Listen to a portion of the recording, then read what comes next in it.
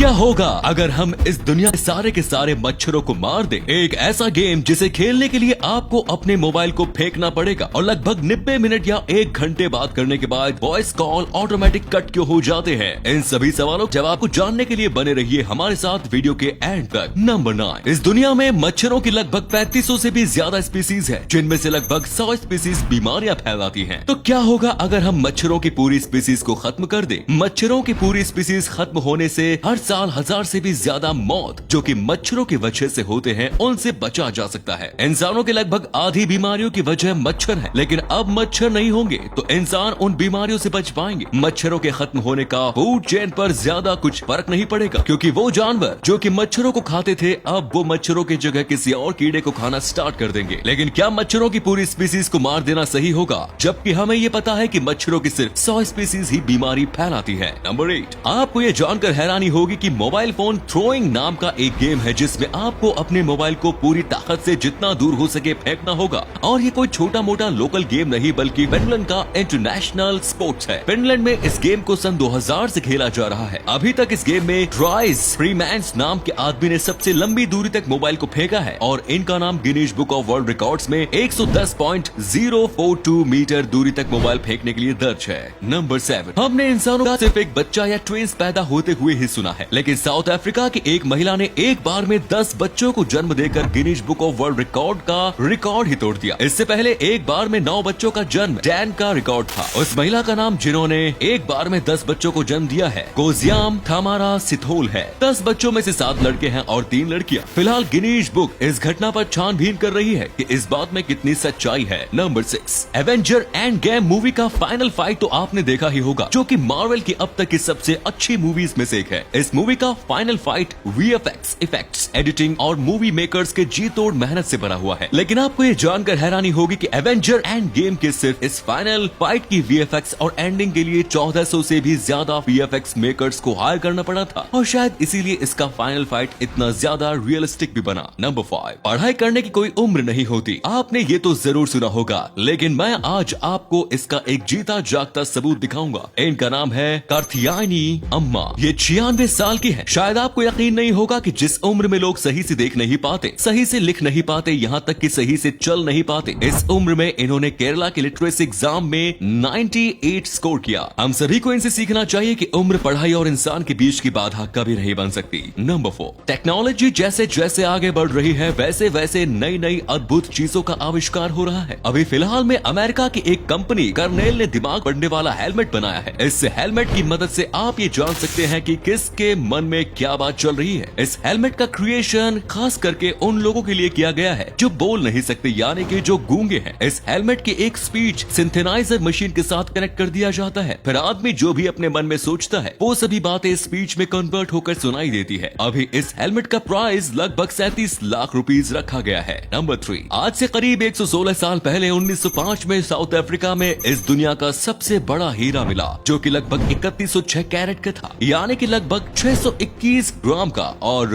अभी फिर हाल ही में बोत्सवाना देश में दुनिया का तीसरा सबसे बड़ा हीरा मिला है, जो कि लगभग 1098 कैरेट का है, यानी कि 219 ग्राम का। इस हीरे की खोज देबास्वाना कंपनी ने, और उसके बाद हीरे को भेंट के रूप में बोत्सवाना देश के राष्ट्रपति को दे दिया गया। इससे पहले 2015 में बोत्सवाना में ही दुनिया का दूसरा सबसे बड़ा हीरा मिला, जो कि लगभग 1109 कैरेट का था। नंबर 2। सोचो कितना अच्छा होता अगर हम रोज शाम को 6 बजे कॉफी और टी शॉप की तरह सारे के सारे सोशल मीडिया ऐप को भी बंद कर दिया जाता। अगर ऐसा होता तो हम रियल दुनिया का मजा ले पाते, दोस्तों से मिलने जाते, फैमिली से बातें करते, घूमने जाते, गाने सुनते और अपनी जिंदगी का असली मजा ले पाते। सोचो अगर ऐसा हो जाए तो हमारी जिंदगी कितनी खूबसूरत हो जाएगी। नंबर 1। आखिर 90 मिनट या 1 घंटा वॉइस कॉल पे बात करने के बाद वॉइस कॉल ऑटोमेटिक क्यों कट हो जाता है या डिस्कनेक्ट हो जाता है? तो बहुत सारे लोग सोचते हैं कि इसमें उनके मोबाइल की कोई गलती है, बट ऐसा कुछ नहीं है। असल में सभी सेल्यूलर नेटवर्क जैसे कि जियो, एयरटेल, आइडिया, इन सभी का अपना अपना लॉन्ग कॉल ड्यूरेशन का फीचर होता है, जिस फीचर में ये सेट होता है कि एक यूजर कितनी देर तक लगातार एक कॉल पर बात कर सकता है। नॉर्मली सभी सेल्यूलर नेटवर्क एक यूजर को 1 घंटा या 90 मिनट तक लगातार बात करने देता है और फिर खुद उसका कॉल डिस्कनेक्ट कर देते हैं। सेल्यूलर नेटवर्क्स ऐसा इसलिए करते हैं क्योंकि सभी नेटवर्क की अपनी एक लिमिटेशन होती है कि कितने लोग एक सेम टाइम पर वॉइस कॉल की सुविधा इस्तेमाल कर सकते हैं, और इसीलिए 1 घंटा बात करने के बाद आपका कॉल कॉल वो खुद काट देते हैं ताकि बाकी लोग वॉइस कॉल की सुविधा का इस्तेमाल कर पाएं। तो दोस्तों, अगर आपने वीडियो यहाँ तक देखा है तो इस वीडियो को लाइक कीजिए और शेयर कीजिए। आपके शेयर करने से हमें मोटिवेशन मिलता है।